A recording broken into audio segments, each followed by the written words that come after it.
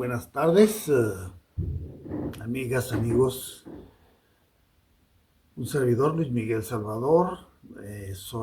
Mi nombre espiritual es Chivayi. Y pues tengo varios estudios universitarios, pero donde encontré el verdadero propósito de mi vida fue cuando conocí al maestro Swami Gurudevanand Sarasvati Maharaj.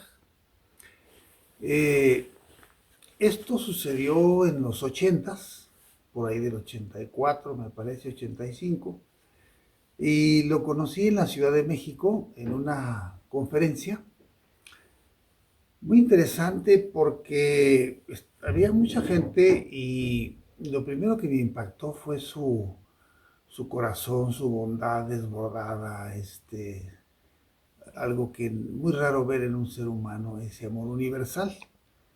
Y por otra parte, su filosofía, como lo explicó, profunda y a la vez muy sencilla, muy comprensible. Eso me conectó de inmediato con él. Obviamente, pues yo estaba ahí en la búsqueda, ya había conocido algunas escuelas, ya estaba yo muy metido en la yoga, en la práctica de la Hatha Yoga y Raya Yoga. Pero bueno, finalmente pues encontré a mi maestro, ¿verdad? Y pues, ¿qué puedo decirles? Me acuerdo que ahí me conecté con él. Había un estudiante de ciencias políticas que son muy controvertidos, entonces le hice una pregunta al maestro, le dijo, maestro, ¿cómo es que usted propone que todo el mundo debe meditar cuando hay tanta gente pobre que no tiene ni para comer? Para ellos lo más importante es poner alimento en sus estómagos. Y el maestro, con su dulzura y su autoridad, dice, mire usted, dice, si se levanta una media hora antes de como lo hace ahorita y empieza a meditar, nosotros le enseñamos cómo, va a tener una mente más limpia, más positiva, toda esa negatividad que trae ahorita se le va a quitar y va a salir con una mente muy positiva a buscar trabajo. Y seguramente que lo va a conseguir. Pero ahorita, como está usted tan lleno de preocupaciones y de enojos, pues va a ser difícil que consiga trabajo. Y eso es todo. Entonces el estudiante, ¿verdad? Ya pasante de ciencias políticas, pues agradeció y ya quedó callado. Bueno, ese es otro punto, es que en el ashram, ashram, eh, el altar estaba allá, justamente hacia el oriente, en aquella pared. Y yo recuerdo que me sentaba aquí precisamente como en la parte de casi hasta atrás. Y el maestro se sentaba, como lo acostumbraba, a un lado del altar. Eh, y resulta que mm, ese día, fue en un retiro aquí en el Arra, me levanté como a las 2 3 de la mañana y así sigilosamente me metí aquí a la sala de meditación y me senté en el asiento del maestro. Ahí me quedé como una hora y media, tratando de conectarme con él de manera más intensa, más directa. Muy bien.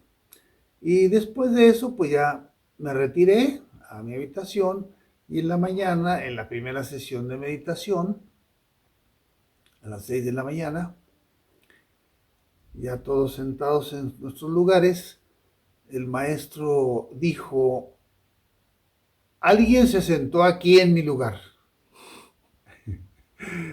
¿Y cómo es posible?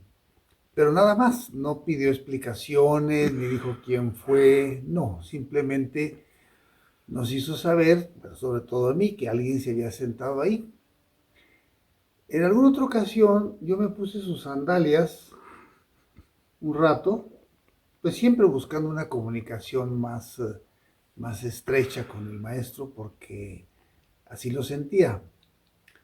Resulta que la forma como yo me aproximé a él en el corto tiempo que estuve con él, las pocas ocasiones, era siempre a través más bien intuitivo, no tanto la enseñanza que es muy bella, sino más bien a nivel de captar su vibración. No sé si me explico. Y me gusta esa forma de aprender, de sentir, de vivenciar a través de la intuición, más que a través del intelecto.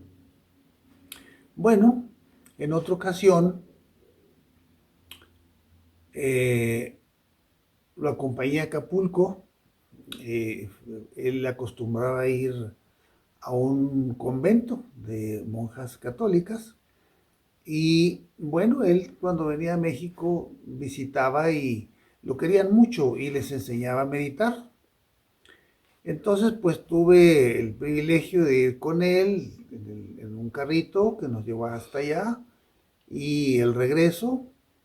Pero eso no se puede describir, pues es convivir con él esas horas de camino ahí encerrados en el carro, pues imagínense la vibración y cosas así, casi, casi yo guardaba mucho silencio, no tenía, es decir, como que delante de estos maestros, como que las dudas desaparecen.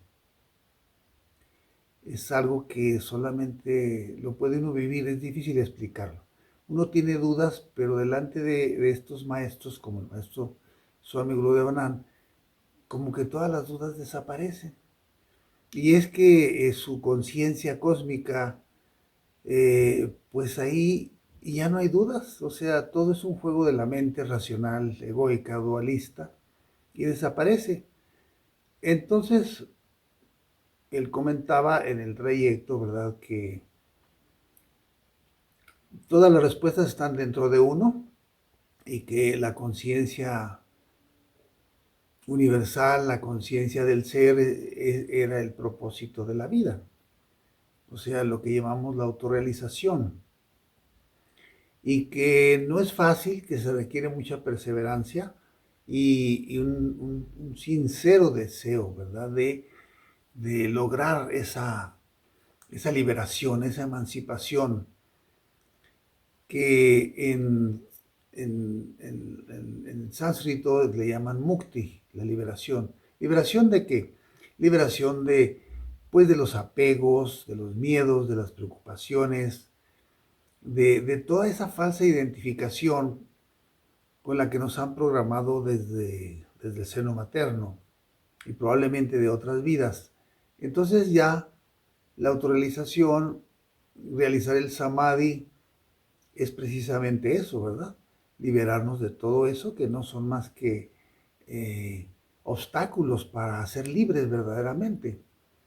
Y en la medida que uno va desarrollando la conciencia, expandiéndola, a través de la meditación, el mantra yoga meditación, que es la técnica que él nos ha transmitido, eh, automáticamente uno se va volviendo más responsable, no solamente con uno mismo, sino para la sociedad, para el mundo. Es decir, que como los maestros, uno aprende a sentirse responsable del estado de la humanidad. Es decir, es otra manera de ver la vida, es sentirse que somos el todo, ¿verdad? Y que incluye todo.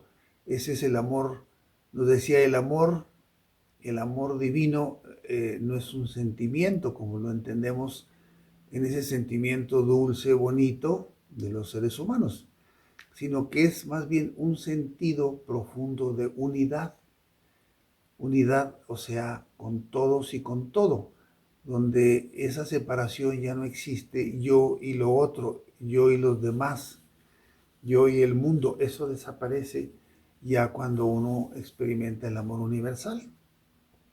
Entonces, sí es un proceso gradual, es decir, depende de su karma. Si ya trae un karma muy bueno, va a crecer muy rápido. Si trae un karma no muy bueno, pues va a tener que trabajar más en sí mismo. Y eso pues lo centra a uno, ¿verdad? Para no tener falsas expectativas y simplemente trabajar uno en sí mismo, aplicando la meditación sistemática, la hatha yoga, la alimentación vegetariana sobre todo, y no tener expectativas ni buscar nada, sino simplemente entrar en el sendero de evolución, de transformación. Y las cosas suceden cuando deben suceder. Así que no estar como tras la iluminación, porque eso no funciona. La iluminación no es una meta a la que hay que llegar. No es ir de A a B. La iluminación es un estado latente en todo ser humano. Entonces simplemente nosotros tenemos que despejar los obstáculos mentales y de todo tipo para que esa naturaleza verdadera de cada ser humano se manifieste plenamente. Ahora bien, en este proceso al principio uno experimenta, conforme uno empieza a meditar, destellos de esa conciencia universal, o llámele como usted quiera, la conciencia divina, cósmica, el término no es lo importante. Pero a medida que uno avanza y persevera, esos momentos de conciencia universal, o de amor universal, o de vibrar en el ser supremo, se van haciendo más prolongados. Pueden ser unos segundos al principio, luego es un minuto, 10 minutos, 20 minutos, una hora, y hasta que llega un momento en que ese estado se vuelve permanente. Obviamente, pues esos son los grandes maestros, ¿verdad? Que llegan allá. Pero nosotros todos podemos llegar ahí, ¿verdad? Cuando llegue su momento.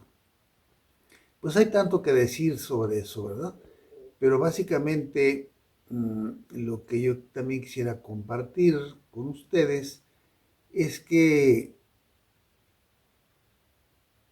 conforme uno practica y se deja uno guiar por las enseñanzas del maestro, el mundo va perdiendo su fascinación, su encanto, ¿verdad? Ya no nos atrapa los pensamientos, las emociones y todas esas falsas identificaciones se van disolviendo, se van deshaciendo. Ya empieza uno a percibir otra realidad, que no es física, ¿verdad? Y ahí pues las palabras son insuficientes, eso es algo que hay que vivirlo. Y ¿qué más podría decirles del maestro? Pues yo no tuve mucho contacto con él así por años, más bien fue relativamente corto el tiempo, pero no es tanto, uno puede estar muchos años con el maestro y no avanza uno. Y puede ser que sea un encuentro muy corto y llegue a tocar la conciencia y de ahí la transformación. Yo creo que a mí me pasó eso más bien. Fue intenso y fue muy profundo el impacto que tuvo en mí. Y de ahí pues ya, él mismo me inició con el mantra ahí en la Ciudad de México. El mantra se transmite de boca a oído. Es algo, es oral, no es escrita ni es por medios de internet o cosas así. Tiene que ser de maestro a discípulo. Entonces el maestro le susurra a uno el mantra en el oído y luego uno se lo dice a ver si lo entendemos bien y de ahí ya lo demás es práctica. Entonces, para que no piensen que se van a iniciar por medios virtuales, tiene que ser a través de un maestro o por lo menos de un instructor que ya ha sido iniciado por el maestro. La vida les va a cambiar para siempre, todo el sufrimiento va desapareciendo y en esa medida se vuelve uno un factor, un elemento valioso para ayudar a nuestros semejantes, porque de eso se trata, no nada más de que uno alcance la liberación, la sabiduría, todo eso maravilloso, sino tenemos, siente uno el deber y el gozo de ayudar a otros a que también encuentren su camino.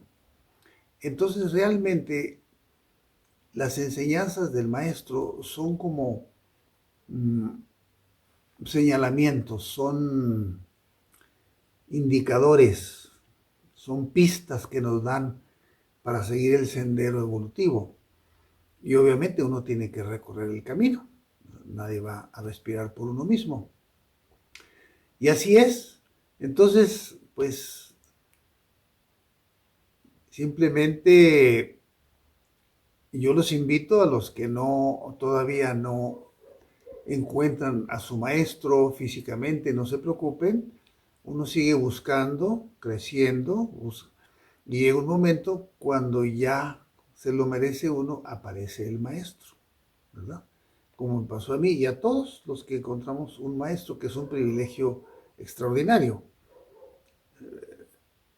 Muy pocas personas tienen ese privilegio, pero supongo que es el karma, ¿verdad? Algún trabajo que ya venía yo haciendo de otras vidas que ya me permitió encontrar a un gran maestro de sabiduría, como es el maestro Gurudevananda.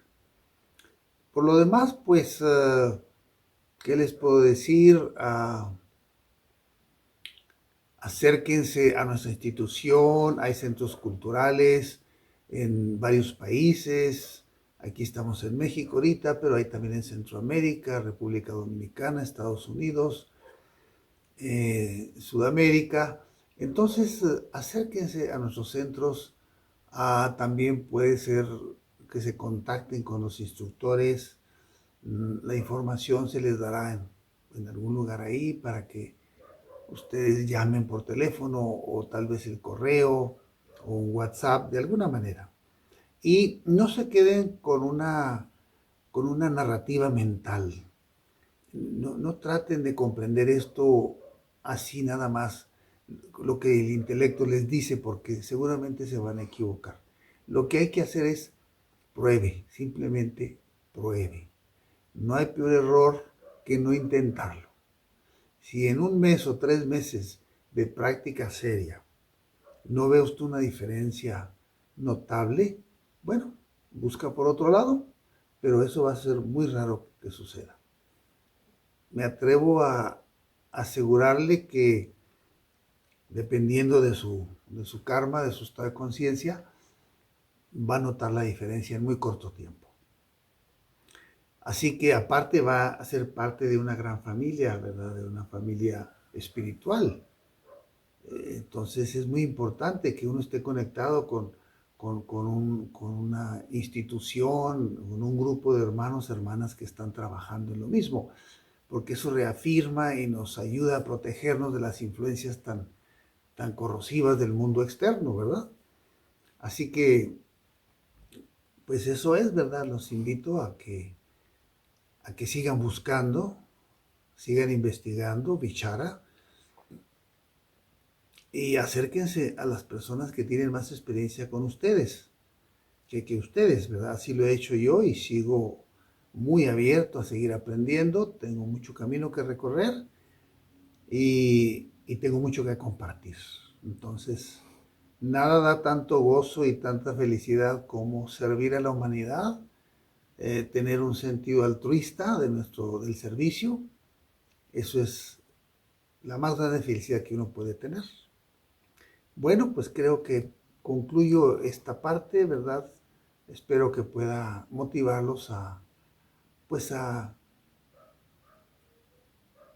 darle un sentido más profundo a su vida, ¿verdad? Que no sea nada más una vida sensorial, materialista, de consumismo, de placeres pasajeros, de felicidad pasajera. ¿Por qué no una felicidad permanente, estable? ¿Por qué no? Sí se puede. Hay quienes lo han logrado. Entonces no nos conformemos con migajas. No pierda su tiempo con tantas boberías y cosas como lo hemos hecho tal vez todos, sino ya dele un sentido más profundo y un poquito de humildad para que se deje guiar. Necesitamos, esa humildad es muy necesaria para dejarse guiar. Todos necesitamos un guía, ¿verdad? Todos los grandes maestros han tenido sus guías. El maestro de Devananda tuvo a su maestro Shantananda. Y otra cosa, nosotros somos parte de un linaje de maestros, de sabios que vienen de por lo menos de 12 siglos atrás, Es decir, no es algo que inventamos nosotros hace 50 años o 10 años o 100 años. No, esto viene de muchos siglos atrás, donde partimos de Shankara, el gran sabio Shankaracharya, y de ahí viene un linaje de gurús, grandes maestros, y así es como nos ha llegado este legado maravilloso que nos ha dejado el maestro Devanand, el legado del mantra yoga meditación, que es una técnica muy sencilla, pero a la vez muy poderosa, ¿verdad?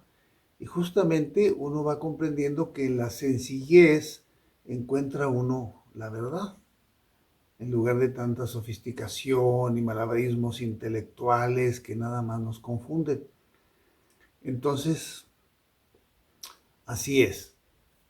Tener el respaldo de maestros de sabiduría de muchos siglos es algo inigualable, porque hay muchas escuelitas por ahí que van a tomar un curso a la India de un mes, de 6 meses, y ya abren su centro ahí como muy personal, como si fuera cosa de ellos.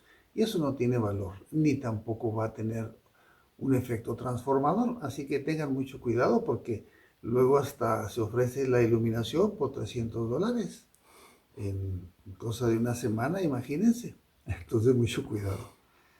Lo primero es que cuando ustedes, algunas pautas que pueden servir para darse cuenta si esa persona a la que se acercan, número uno, si tiene paz verdadera. Paz.